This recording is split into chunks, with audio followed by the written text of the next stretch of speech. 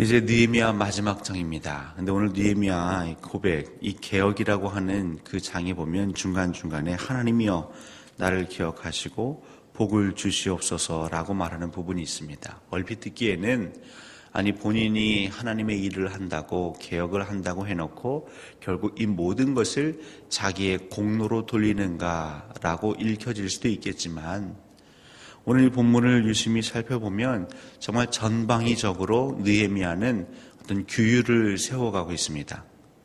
먼저는 여호와의 총회에 모압 사람과 암몬 사람들이 들어오지 못하게 하였고요. 또 안식일을 지키는 상인들에 대해서도 엄격하게 규정을 하였습니다. 또 그 사이에 제사장, 대제사장이 그 제사장이 도비야를 위하여서 여호와의 전뜰 안에 방을 만들어줬죠. 근데 이 산발랏 도비야 게셈은 이 여호와의 성벽이 쌓아져 올라가는 것에 굉장히 반대하였고 그것을 무너뜨리려고 했던 사람들 중에 한 사람이었습니다. 근데 얼마나 수완이 좋았는지 그 제사장들과 연락이 있었으므로, 그러니까 친분과 관계가 있었다는 것이죠. 이것뿐이 아닙니다. 또 유다 사람들 가운데에 이 모압 이방인 여인을 아내로 맞은 사람들도 있었고요. 또 제사장들 중에서도 그 직분을 또 그 정결함을 잃은 사람들이 있었고요. 그러니까 그런 것들을 하나하나 느헤미야는 이제 규율을 세워가는 것이죠. 왜냐하면 이스라엘 백성들이 지금 이 포로에 잡혔던 그 배경, 그 역사, 그 이유를 왜 깨닫지 못하고 다시 잘못된 역사를 반복하냐고 말하는 것입니다. 그러면서 든 예가 솔로몬 왕입니다.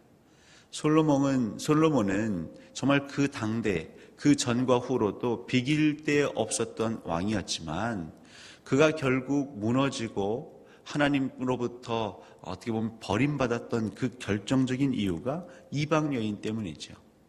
솔로몬에게는 후궁이 첩이 너무나 많았습니다. 그래서 그 후궁과 첩 이방 여인들이 그 여호와의 그 성읍 안에 자기들이 섬겼던 이방신을, 이방 문화를 다 이렇게 유입시키는 그 역할들을 했던 것이죠. 그러면 이 느헤미야의 개혁이 물론 다 맞지만 그 당사자들, 느헤미야에 의해서 정죄당하고 또 자기의 삶을 제약당했던 사람들, 거기에는 일반인들도 있었고 제사장도 있었고 레위 사람들도 있었습니다. 물론 하나님 앞에서, 말씀 앞에서 늘 겸손하게 살겠습니다라고 했던 모습도 있었지만 사람은요, 아무리 내가 잘못했어도 누군가 나를 지적하고 내 삶을 잘못됐다라고 말하면 기분 좋아할 사람이 없죠. 그러니까 보이지 않는 반발과 또 갈등과, 그러므로 인해서 느헤미야는 조금씩 고독한 자리에 있었을 확률이 굉장히 높습니다. 그래서 이 개혁을 해 나가는 중에 중간중간 하나님, 내가 행한 선한 일을 도말하지 마옵소서, 하나님 제가 한 일을 기억하여 주옵소서, 제게 복을 주시옵소서, 하나님 제가 이 개혁을 왜 해야 합니까? 저도 인기 영합하는 정책을 펴고 싶습니다. 어느 정도 성전이 올라갔고 성벽이 완성되었으면 수고한 사람들에게 양보할 건 좀 양보해주고 느슨하게 이미 이전에 이곳에 살았던 이방인들을 한 번에 다 내어쫓을 수 없다면 그들과 좀 상생하는 그런 정책을 좀 만들어 볼까요? 근데 왜 하나님 자꾸 저에게는 정결하라고, 여호와 하나님을 믿는 백성으로서 우리의 어떤 순결함을 자꾸 제 마음에 부담을 주십니까? 왜 모압 사람, 암몬 사람들과의 그 교류를 자꾸 끊게 하십니까? 근데 하나님은 그에게 그 마음을 주시기에 이방 사람들에게 때로는 매질도 합니다. 수염을 뽑습니다. 왜 이방의 그 딸들을 너희의 아내로 가져왔느냐? 왜 너희의 딸들을 그들의 아내로 내어주느냐? 그러니까 이 당사자들은 느헤미야가 좋기만 할까요? 좋지 않습니다. 이 개혁을 하는 사람들 주위에 있는 사람들은 피곤합니다. 이 느헤미야를 따르는 사람들조차도 우리 느헤미야 총독 조금 살살 하시지. 더불어서 그 밑에서 일하는 우리들도 사람들로부터 핀잔을 듣습니다. 그 모든 것을 느헤미야가 들으면서 하나님이 복을 주셔야, 하나님만이라도 저를 기억해 주셔야 제가 이 과업을 수행해 나갈 수 있습니다. 근데 이 모습을 보시면요, 마치 예수 그리스도의 그 모습이 조금 비쳐 보입니다. 예수 그리스도 역시 그 이전에 있던 유대의 대제사장들, 서기관들, 또 사두개인들, 장로들과 얼마든지 융통성 있게 타협하면서 그 예수님의 외연을 확정하면 얼마나 좋았겠습니까? 그래서 그들과 다 연대해서 더 큰 집단, 더 큰 무리를 만들어서 로마가 감히 넘보지 못하는 그런 세력, 그런 정당. 하지만 예수 그리스도는 그 일을 행하지 않으셨습니다. 오히려 그들의 잘못을 하나하나 다 지적하셨습니다. 그리고 회개하라고 요청하셨습니다. 때로는 굉장히 분을 내시며 이 사단의 자식들아라고 저주하기도 하셨습니다. 바로 그럴 때 우리 사람은 고독감, 외로움에 휩싸이는 것이지요. 때때로 하나님의 공동체를 세워가는 일은 이와 같습니다. 어찌 보면 우리 광주 동산교회도 비슷할 수 있겠습니다. 우리가 모든 한 영혼 한 영혼을 귀히 여기고 사랑하고 품는 것에서는 이견이 없습니다. 하지만 하나님의 교회, 하나님의 공동체를 세워감에 있어서 하나님의 뜻을 따르지 아니하는 다양한 문화와 다양한 습관과 다양한 생각들마저도 우리가 다 품어야 한다는 건 아니죠. 그러면 어느 순간 또 주의 몸된 교회 공동체는 스르르 무너질 것입니다. 그래서 더 중요한 말씀과 기도와 그 복음의 기치 아래에 우리가 그 신앙의 공동체를 세워갈 때 때로는 상처받는 이들이 있을 수 있지요. 여러분들이 그렇게 믿음으로 살다가 혹 누군가 여기에 대해서 불만을 제기할 수 있습니다. 근데 그 억울함을 누구에게 호소하시겠습니까? 하나님께밖에 호소할 데가 없는 것입니다. 오늘 느헤미야는 하나님께 이런 일들을 해나가는 중간중간에 하나님께 호소하는 것이죠. 하나님, 저도 사람입니다.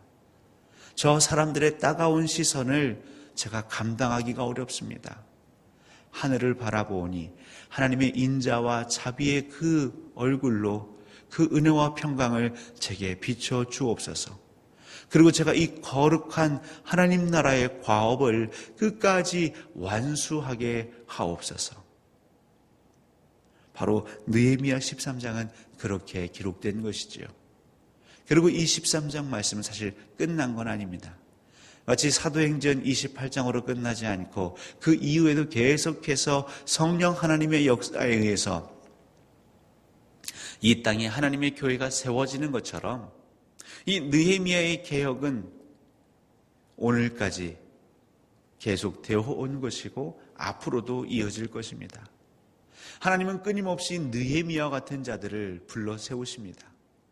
이 땅의 영화를 구하는 것이 아니라 이 땅의 많은 사람들의 지지를 소망하는 것이 아니라 오직 하나님 보시기에 충직한 삶.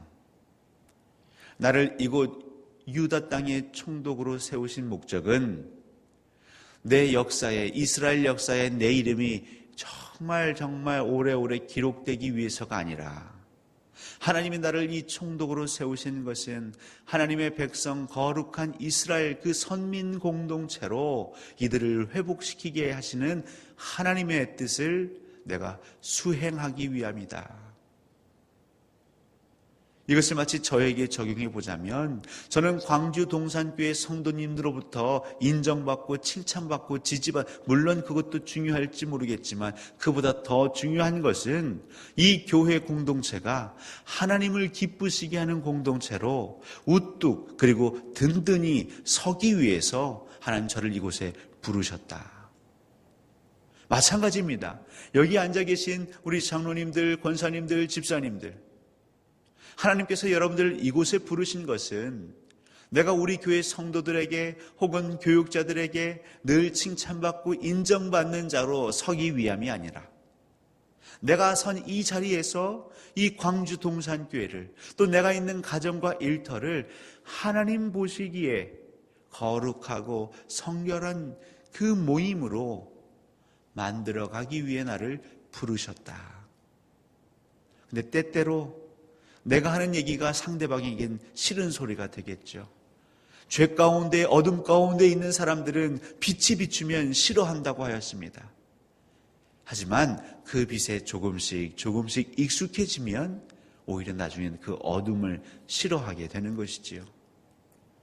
저희 광주동산교회는 2017년 우리 주 예수 그리스도를 우리 안에 모시고 주님께서 바라시는 그 빛을 우리 역시도 함께 바라는 사역을 할 것입니다.